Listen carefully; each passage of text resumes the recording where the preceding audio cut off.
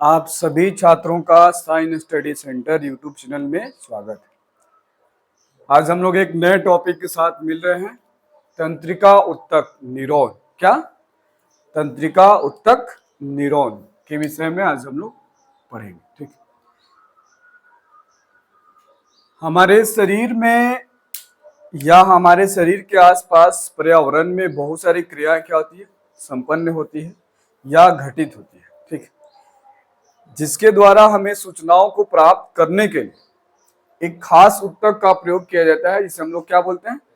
तंत्रिका उत्तक। ठीक है, तंत्रिका उत्तक कहा जाता है। ठीक, करें कि ये जो तंत्रिका उत्तक हैं, ठीक है, एक खास ग्राही अंगों के अंदर क्या होते हैं? पाए जाते हैं। जैसे अगर हम ज्ञानेंद्रियों की बात करें,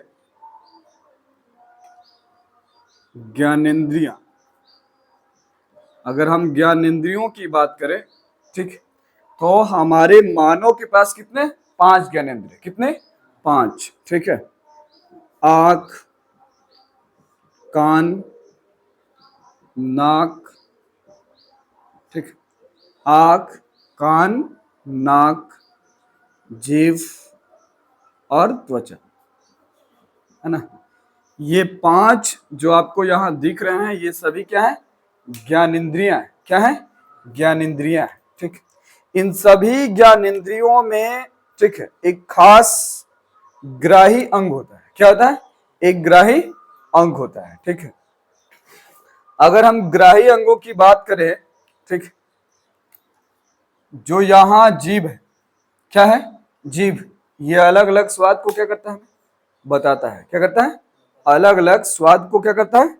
बताता है। और स्वाद के लिए इसे संवेदी ग्राही अंग, कौन सा? संवेदी, ठीक, ग्राही। कह रहा है कि स्वाद के लिए इसे रस संवेदी ग्राही का प्रयोग करना पड़ता है, जिसमें विभिन्न प्रकार की कलिकाएं पाई जाती है, जो खट्टा, मीठा, तीता, ठीक है, इस तरह के बहुत सारे स्वादों को क्या करता है? पता लगाता है। ठीक, इसी तरह से अगर हम नाक की बात करें, किसकी बात करें? नाक। तो नाक विभिन्न प्रकार के गंध को क्या करता है? सुगंध को और दुर्गंध को क्या करता है? महसूस करता है और हमें बताता है। इसके लिए घ्राण ग्राही, किसका प्रयोग करता है? वो घ्राण ग्राही का प्रयोग करता है। किसके लिए घ्राण ग्राही का प्रयोग किया जाता है? गंध के लिए। किसके लिए? गंध के लिए। रस संवेदी ग्राही का किसके लिए प्रयोग किया जाता है? स्वाद के लिए। किसके लिए? स्वाद के लिए। तो स्वाद के लिए हो गया रस संवेदी ग्राही, और गंध के लिए हो गया घ्राण ग्राही, जो कहां पाया जाता है? नाक। ठीक है, ये कहां पाया जाएगा? जीभ में। ठीक, इसी तरह से हम त्वचा से, कान से और आंख से सूचनाओं को क्या करते हैं? एकत्र करते हैं। क्या करते हैं? एकत्र करते हैं।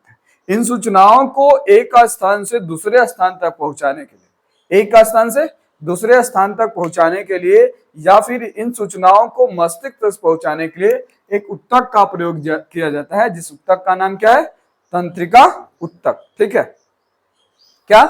तंत्रिका उत्तक। ठीक है, आइए तंत्रिका उत्तक के विषय में और देखते हैं। तंत्रिका उत्तक किसको कह रहा है?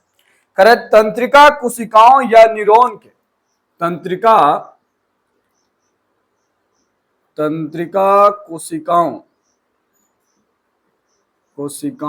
या न्यूरॉन का। किसका? न्यूरॉन का। ठीक है, न्यूरॉन का संगठित जाल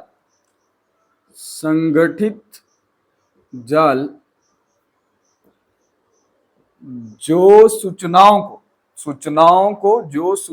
को विद्युतीय आवेश द्वारा हमारे शरीर के विभिन्न अंगों से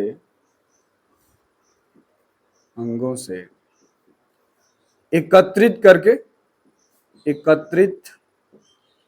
करने और पहुंचाने वाले, है ना, पहुंचाने वाले समूह को, किसको, समूह को क्या कहा जाता है, तंत्रिका उत्तक। तंत्रिका उत्तक। ऐसे भी आप जानते हैं कि उत्तक कोशिकाओं के समूह को कहा जाता है। कोशिकाएं के समूह को क्या कहते हैं, उत्तक कहते हैं। ठीक, अब यहां कह रहा कि खास उत्तक है। कौन सा उत्तक है, तंत्रिका कोशिकाओं। कौन सा कोशिका, तंत्रिका कोशिकाओं या न्यूरॉन का संगठित जाल जो सूचनाओं को विद्युत आवेश द्वारा हमारे शरीर के विभिन्न अंगों में एकत्रित करने, ठीक, में एकत्रित करने और पहुंचाने वाले समूह को क्या कहते हैं, तंत्रिका उत्तक कहा जाता है। अब ये एग्जाम में आपसे पूछेगा तंत्रिका उत्तक को परिभाषित करें, तो आप इस तरह से क्या कर सकते हैं, परिभाषित कर सकते हैं। ठीक, अब इसके संरचनाएं पूछे जाते हैं। क्या पूछे जाते हैं, संरचनाएं। ठीक है, किसकी संरचना कैसी होती है। ठीक, जो न्यूरॉन है, जो तंत्रिका उत्तक है, उसकी संरचना कैसी होती है। ठीक, तो इसकी संरचना देखिए इस तरह की होती है, बनाते हैं। संरचनाएं आप इस तरह से क्या कर सकते हैं, बना सकते हैं। ठीक,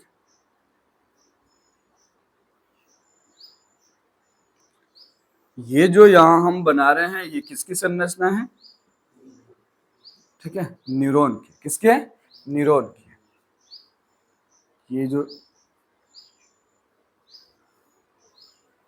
इस तरह की इसमें संरचनाएं पाई जाती।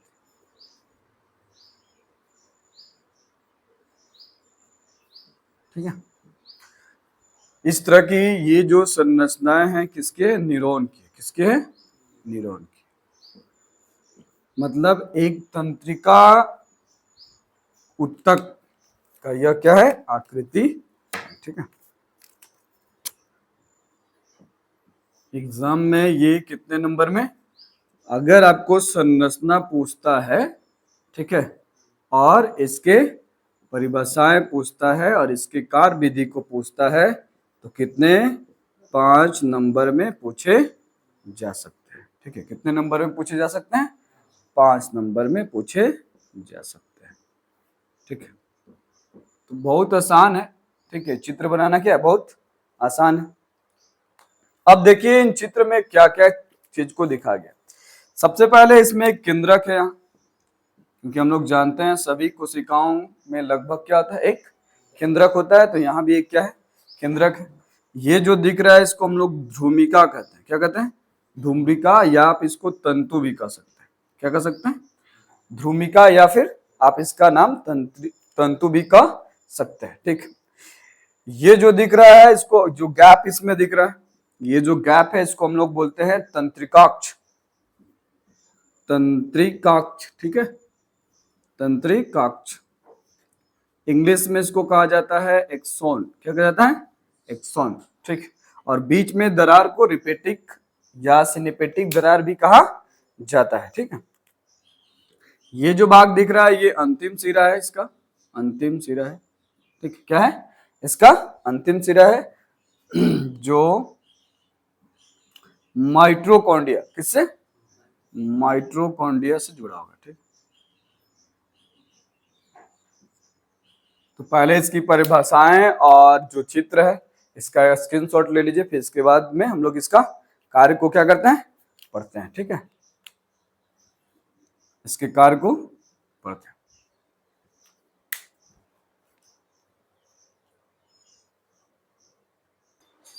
चलिए हम लोग इसका कार्य को क्या करते हैं, देखते हैं। ठीक, कार्य कैसे करता है,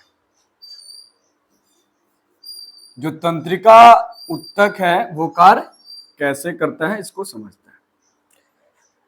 सबसे पहले तो आप ये समझ रहे हैं कि ये क्या है, कोशिका है। क्या है, कोशिका है। बहुत सारे कोशिका मिलेंगे। ठीक है, ये तंत्रिका कोशिका का चित्र बनाया गया, उत्तक का नहीं। इस तरह के बहुत सारे आपस में क्या होते हैं, जुड़े होते हैं। जैसे यहाँ चित्र हमने बनाया ना, इसका अंतिम जो सिरा है, जैसे वहां अंतिम सिरा है। ठीक है, तो अंतिम सिरा इस तरह से, अगर हम एक दूसरा बनाए, ठीक है, एक दूसरा अगर हम बनाना चाहें न्यूरॉन, ठीक, तो इस तरह की संरचना जो है क्या होगी, बने। फिर इसके आगे इस तरह से। तो आपको दिख रहा है कि एक न्यूरॉन के बाद कौन सा न्यूरॉन, दूसरा न्यूरॉन क्या है, जुड़ा हुआ है। कैसे जुड़ा है, तो इसकी जो ध्रुमिका है, इसकी ध्रुमिका और दूसरे कोशिका का, दूसरे तंत्रिका कोशिका के अंतिम सिरे से क्या है, जुड़ी हुई है। क्या है, अंतिम सिरा से जुड़ी हुई है। ठीक, अब जरा ध्यान दीजिए ये कार्य कैसे करता है। सूचनाओं को ग्राही अंगों द्वारा क्या किया गया, एकत्रित कर दिया गया। क्या कर लिया गया, एकत्रित कर लिया गया। वहां भी क्या मौजूद है, तंत्रिका कोशिका मौजूद है। 1 2 3 4 इस तरह से बहुत सारे समूह क्या है, मौजूद है। जो सूचनाओं को एकत्रित किया जा रहा है, किसी प्रकार सूचना एक तंत्रिका कोशिका के ध्रुमिका किस कहां थी, ध्रुमिका यहां। अब ये एक सिरा से जुड़ा है, अंतिम सिरा से क्या है जुड़ा है, अगला सिरा भी किसी से किस जुड़ा होगा। ठीक है, तरह की जो ध्रुमिका है, यहाँ जो तंतु है वो सूचनाओं को क्या करता है, उपार्जित करता है, उसके सिरे द्वारा उपार्जित की जाती है। जो रासायनिक क्रिया द्वारा, किस क्रिया द्वारा, रासायनिक क्रिया द्वारा एक विद्युत आवेश क्या करती है, पैदा करते हैं। क्या करते हैं, पैदा करते हैं। ठीक, एक विद्युत आवेश पैदा करती है। यह आवेश ध्रुमिका से, मतलब इससे होते हुए, ये जो निकाय दिख रहा है इसको हम लोग बोलते हैं कोशिकाएं। कोशिकाएं, ठीक है, क्या बोलते हैं, कोशिकाएं। कोशिकाएं से होते हुए कहां जाएगा, तंत्रिका से होते हुए कहां जाएगा, अंतिम सिरा तक जाएगा। कहां तक जाएगा, अंतिम सिरा तक जाएगा। और अंतिम सिरा फिर किसी ना किसी ध्रुमिका से क्या होगा, जुड़ा होगा। लेकिन ध्यान रखिए, जब एक न्यूरॉन से एक तंत्रिका कोशिका से दूसरे तंत्रिका कोशिका में जाता है तो किसके द्वारा जाता है, विद्युत आवेश द्वारा। किसके द्वारा, विद्युत, मतलब इसके बीच जो कार्य कर रहा है वो क्या कार्य कर रहा है, विद्युत आवेश। जो सूचनाएं थी उसको रासायनिक रूप में क्या किया गया, बदल दिया गया। किस, केमिकल फॉर्म में बदल दिया गया। ठीक है, केमिकल फॉर्म को बदलने के बाद यहां से ध्रुमिका से कहां गया, केंद्रक होते हुए तंत्रिकाक्ष में गया। तंत्रिकाक्ष के बाद कहां है, अंतिम सिरा में है। और अंतिम सिरा से अब किसी में जा रहा है, दूसरे न्यूरॉन में जा रहा है। किस, कहां जा रहा है, दूसरे न्यूरॉन में जा रहा है। तब वो रासायनिक क्रिया को जो केमिकल फॉर्म है उसको किस में बदलेगा, विद्युत आवेश में बदल देगा, चार्ज में बदल देगा। ठीक है, और फिर क्या होगा, स्थानांतरण हो जाएगा। इस तरह से सूचनाओं को हमारे मस्तिष्क को क्या किया जाता है, पहुंचा दिया जाता है। यह काम जो है वो निरंतर चलते रहता है। ये जो प्रक्रिया है वो क्या है, निरंतर चलता रहता है। ठीक, एक क्वेश्चन है, दो तंत्रिका कोशिकाओं के मध्य, दो कोशिका, दो, अब जैसे यहां बीच की अगर बात कर रहा है, एक क्वेश्चन अगर हम लिखें, दो तंत्रिका कोशिकाओं, दो तंत्रिका कोशिकाओं, ठीक है, के मध्य या बीच में, ठीक, के मध्य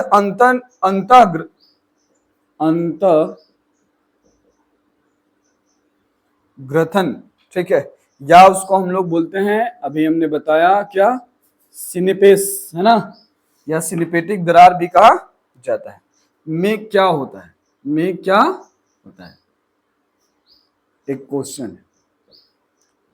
तो देखिए क्या होता है, करें कि जब एक तंत्रिका कोशिका के अंतिम सिरे से, किस सिरे से, यही हम आपको बता रहे हैं, अंतिम सिरे से विद्युत आवेश निष्कासित होती है। क्या होती है, निष्कासित होती है, मतलब यहां से यहां तक पहुंचने में एक विद्युत आवेश क्या होता है, उत्पन्न होता है। फिर विद्युत आवेश किस में बदल जाएगा, रासायनिक फॉर्म में क्या होगा, बदल जाएगा। फिर यहां से कहां आएगा, फिर आएगा यहाँ, और फिर यहां से किस में बदल जाएगा, विद्युत आवेश में बदल जाएगा। फिर विद्युत आवेश से जब जुड़ेगा ध्रुमिका से और आएगा तो किस फॉर्म में बदल जाएगा, केमिकल फॉर्म में बदल जाएगा या रासायनिक रूप में बदल जाएगा। करें कि अब इसका आंसर देखिए, दो तंत्रिका कोशिकाओं के मध्य अंतःग्रथन या सिनेपेस में क्या होता है, मतलब जो दरार है, ठीक है, जो दरार है, या जिसको हम लोग सिनेपेस कहा जा रहा है, या इसको आप दरार कहिए। ठीक, दरार ज्यादा समझ में आता है ना। दरार, दो टुकड़ा जुड़ा हुआ है और कहीं से फट जाए या टूट जाए, ठीक है, तो उसमें क्या पड़ जाती है, दरार पड़ जाती है ना।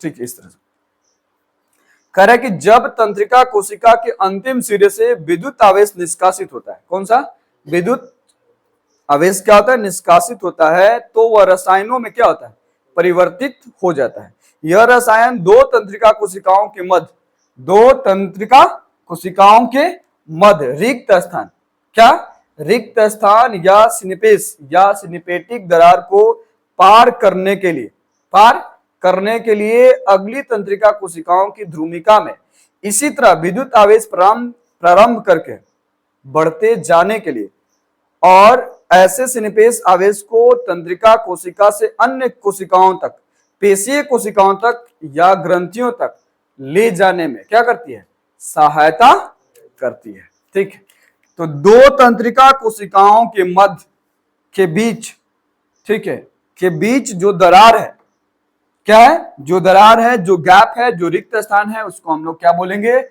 सिनेपेस या फिर दरार, या फिर आप सिनेपेटिक्स दरार कह सकते हैं। जहां पे बार बार हम बता रहे हैं, जहां पे विद्युत आवेश, जैसे इसका रासायनिक फॉर्म किसमें बदल जाएगा, विद्युत आवेश में बदलकर फिर से एक दूसरे तंत्रिका कोशिका में जाने के लिए, विद्युत आवेश में बदलकर फिर से क्या इसमें बदल जाएगा, रासायनिक फॉर्म में बदल जाएगा। मतलब ये कह सकते हैं कि इस दरार को पार करने के लिए जो तंत्रिका कोशिका है किसमें बदलेगी, सूचनाओं को किसमें बदलेगी, विद्युत आवेश में। किसमें बदलेगी, विद्युत आवेश में बदलेगी। ठीक है, विद्युत आवेश में बदलेगी। इस तरह से आपको ये जो कार्य है वो आसानी से समझ में आ गई होगी। ठीक, आप अभी तंत्रिका ऊतक देखे, न्यूरॉन देखा आपने, और इसकी कार्य विधि को देखा और इसकी संरचनाओं को क्या किया, समझा। ठीक है, इसके बाद और भी क्रिया है, जैसे सूचनाओं को पहुंचाने के लिए एक क्रिया का नाम है प्रतिवर्ती क्रिया। क्या नाम है, प्रतिवर्ती क्रिया। देखिए, तो अगर आप फिगर को समझ लेते हैं, जैसे अभी हमने फिगर बनाया, तो आप आसानी से इसके कार्य को क्या कर सकते हैं, लिख सकते हैं। ठीक, इस क्वेश्चन का आंसर भी आप लिख सकते हैं, बताया हमने।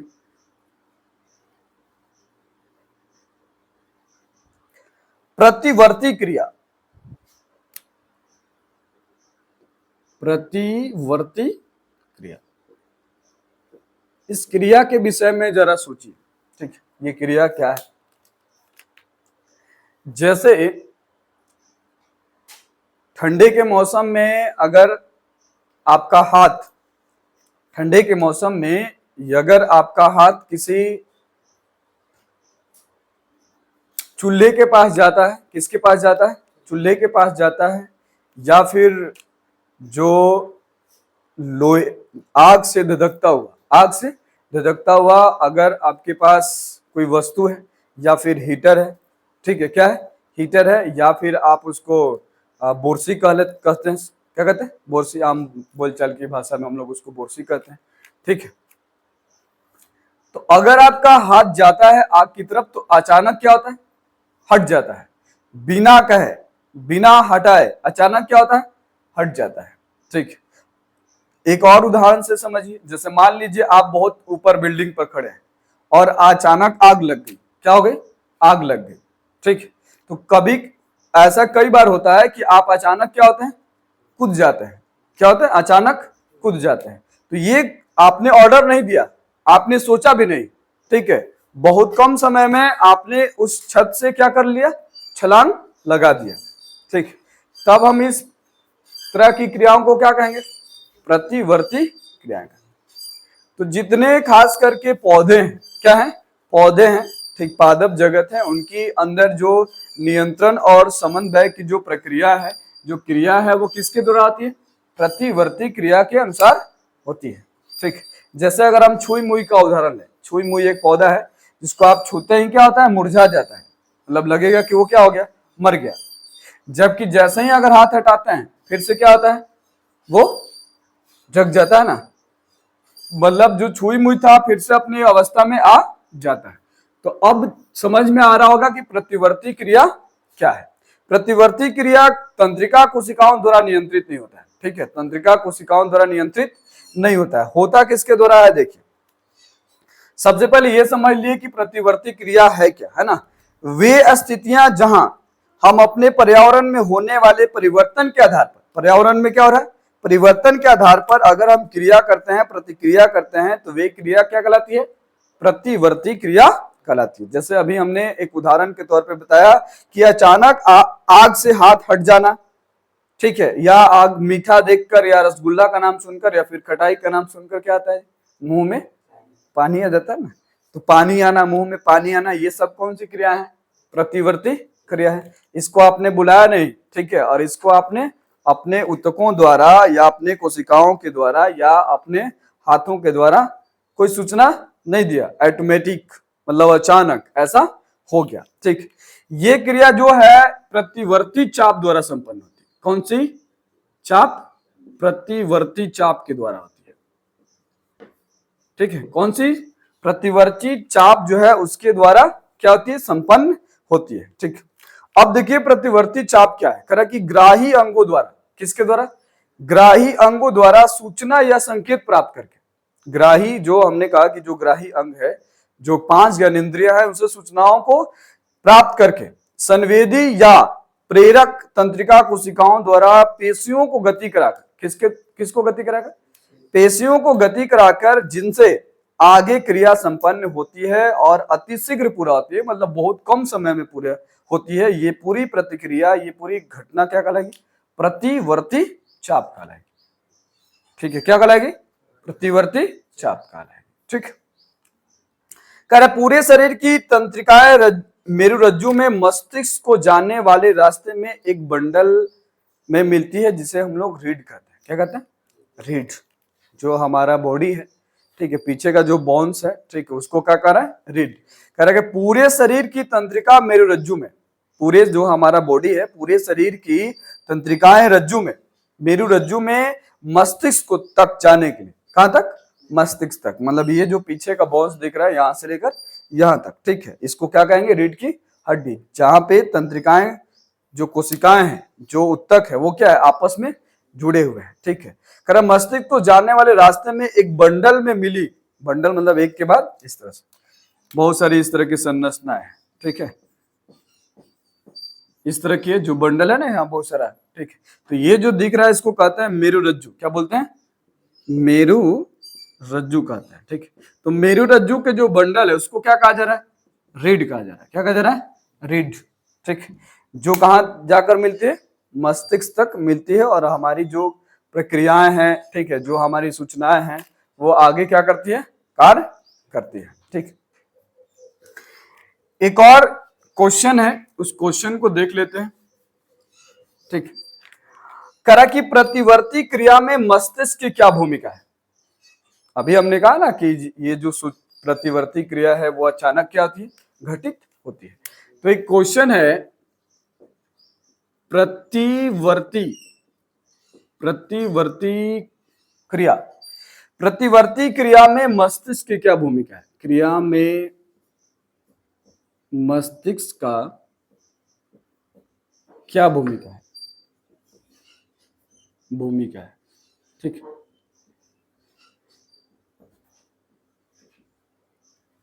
प्रतिवर्ती क्रिया में मस्तिष्क का क्या भूमिका है, जरा ध्यान सुनिए, इसका आंसर क्या हो सकता है, ठीक। कह रहा कि अधिकतर जंतुओं में, अब बहुत सारे ऐसे जंतु हैं जिसके पास दिमाग नहीं है, ठीक है, मस्तिष्क नहीं है, या फिर इस तरह की जो हमारे अंदर क्रिया होती है, घटित होती है, वो नहीं है। कह रहा अधिकतर जंतुओं में प्रतिवर्ती चाप इसलिए विकसित हुआ है क्योंकि इसके या उनके मस्तिष्क की सूचनाओं की प्रतिक्रिया तेज नहीं होती है, बहुत धीमी गति से होती है, ठीक। इस प्रकार अधिकांश जंतुओं के सोचने के लिए आवश्यक जटिल न्यूरॉन जाल या तो अल्प होता है या तो फिर नहीं होता है। हमने कहा ना कि जो मस्तिष्क है वो नहीं होगा, इसका मतलब जो न्यूरॉन कोशिकाएं हैं, तंत्रिका कोशिकाएं हैं, वो जंतुओं में नहीं होता है, अधिकांश जंतुओं में नहीं होता है। इस कारण मस्तिष्क के अलावा प्रतिवर्ती क्रिया द्वारा या प्रतिवर्ती क्रिया द्वारा सूचनाओं को तीव्र गति से क्या किया जा सकता है, एक जगह से दूसरे जगह पहुंचाया जा सकता है। प्रतिवर्ती क्रिया में मस्तिष्क का क्या भूमिका है, कह कि अगर, फिर से सुन लीजिए इसका आंसर, कह कि यदि बहुत सारे ऐसे जंतु हैं जिसके अंदर जो न्यूरॉन है वो नहीं है, कोशिकाएं जो है तंत्रिका कोशिकाएं वो नहीं है, या है भी, तो उसकी जो गति है, जो सोचने की क्षमता है, ठीक है, करने की क्षमता है, वो क्या है, बहुत कम है। तब उसके जगह पे कौन सी क्रिया काम करेगी, प्रतिवर्ती क्रिया काम करेगी। मतलब आप कह सकते हैं कि अधिकांश जंतुओं में और पादपों में सूचनाओं को एक जगह से दूसरी जगह पहुंचाने के लिए या अपने नियंत्रण और समन्वय के लिए कौन सी क्रिया का प्रयोग किया जाता है, प्रतिवर्ती क्रिया का प्रयोग किया जाता है। ठीक, क्योंकि उनके पास दिमाग नहीं है, मस्तिष्क नहीं है। तो इस तरह से आपका जो क्लास है, आज हमने पढ़ा तंत्रिका उत्तक के विषय में पढ़ा। ठीक है, तंत्रिका उत्तक के विषय में पढ़ा, तंत्रिका कोशिकाओं के बारे में पढ़ा, उनकी संरचनाओं के बारे में पढ़ा, उसके कार्य के बारे में पढ़ा और प्रतिवर्ती क्रियाओं के बारे में पढ़ा। तो नेक्स्ट वीडियो में हम लोग मानव मस्तिष्क के विषय में पढ़ेंगे। मानव मस्तिष्क कितने प्रकार के होते हैं, उनका कार्य क्या है, उनकी संरचनाएं क्या है, या और भी बहुत तरह की उनसे रिलेटेड जो संबंधित क्वेश्चन है, प्रश्न है, उनके विषय में क्या करेंगे, पढ़ेंगे। अगर आपको वीडियो अच्छी लगे तो इसे लाइक कीजिए, सब्सक्राइब कीजिए और शेयर कीजिए। मिलते हैं हम लोग फिर नेक्स्ट वीडियो के साथ। ठीक, तब तक के लिए आप अपना ध्यान रखिए और पढ़ते रहिए।